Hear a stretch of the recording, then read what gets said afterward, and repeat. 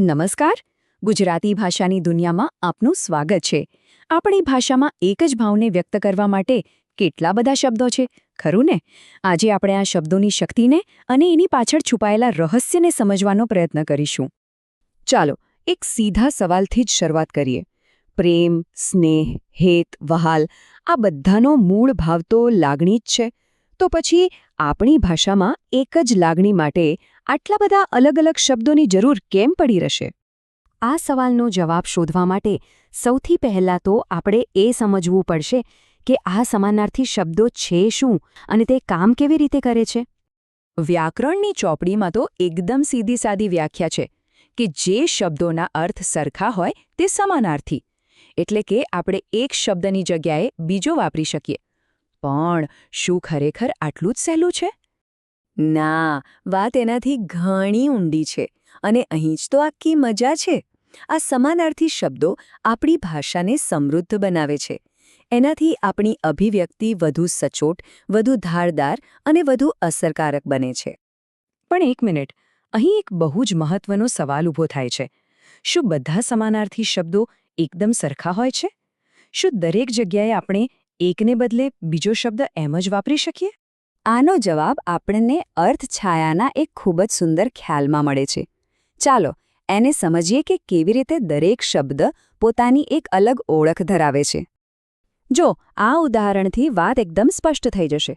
આપણે કહી શકીએ કે મને અંધારામાં ડર લાગે છે, ભય લાગે છે અથવા બીક લાગે છે. આ ત્રણેય શબ્દો અહીં બરાબર બંધ બેસે છે. પણ આપણે એમ ના કહી શકીએ કે મને અંધારામાં ઓથાર લાગે છે. જો કે ઓથાર પણ એક પ્રકારનું ભય જ છે, છતાં અહીં એનો ઉપયોગ ખોટો છે, કારણ કે તેનો સંદર્ભ અને ભાવ બિલકુલ અલગ છે. અને આ જે સૂક્ષ્મ તફાવત છે ને, એને જ કહેવાય અર્થછાયા, એટલે કે અર્થની એક ઝીણી છાલક. આ આપણને શીખવે છે કે દરેક શબ્દ પોતાનો આગવો ભાવ, પોતાની તીવ્રતા અને પોતાનું એક ખાસ સંદર્ભ લઈને આવે છે. અને ભાષાની ખરી મજા, સાચી કળા એ જ યોગ્ય શબ્દની પસંદગીમાં છે. તો ચાલો હવે આપણે જોઈએ કે અલગ અલગ વિષયોમાં આ સમાનાર્થી શબ્દો આપણી ભાષામાં કેવી રીતે રંગ પૂરે છે. ચાલો ને આકાશનું જ ઉદાહરણ લઈએ. આપણે આભ કહીએ એક સામાન્ય શબ્દ છે, પણ જ્યારે આપણે ગગન કે વ્યોમ કહીએ છીએ ત્યારે મનમાં એક કાવ્યાત્મક અને વિશાળ ચિત્ર ઊભું થાય છે, ખરું ને? એવી જ રીતે સૂરજ માટે રવિ, ભાસ્કર, દિવાકર જેવા કેટલાય શબ્દો છે.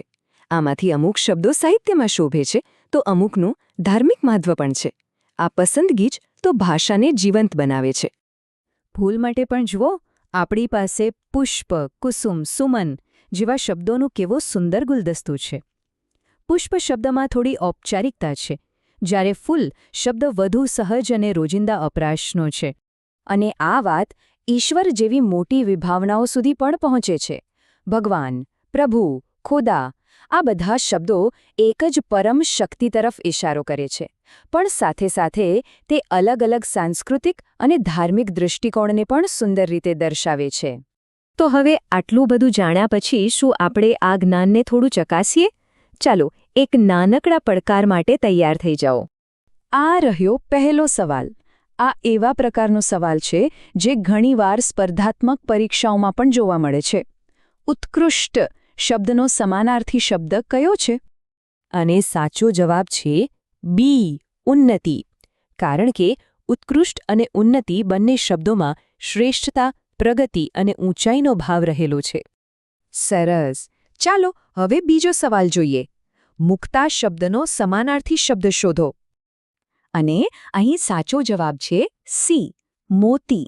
મુક્તા એ મોતી માટેનો એક ખૂબ જ સુંદર અને સાહિત્યક શબ્દ છે. તો આ બધી કસરત પરથી એક વાત તો સ્પષ્ટ છે. સમાનાર્થી શબ્દોની સારી સમજ માત્ર તલાટી કે જુનિયર ક્લાર્ક જેવી પરીક્ષાઓ માટે જ નહીં, પણ આપણા લેખનને વધુ સુંદર બનાવવા, આપણી વાતને વધુ પ્રભાવશાળી બનાવવા અને સૌથી અગત્યનું, આપણી ગુજરાતી ભાષાને વધુ ઊંડાણપૂર્વક માણવા માટે ખૂબ જ જરૂરી છે. અને આ બધી વાત આપણને એક અંતિમ અને સૌથી મહત્વના વિચાર પર લાવીને મૂકે છે કે કોઈપણ ભાષાની ખરી સમૃદ્ધિ શું છે. અંતે વાત એટલી જ છે કે એક વિચાર માટે આટલા બધા શબ્દો હોવા એ માત્ર મોટો શબ્દભંડોળ નથી.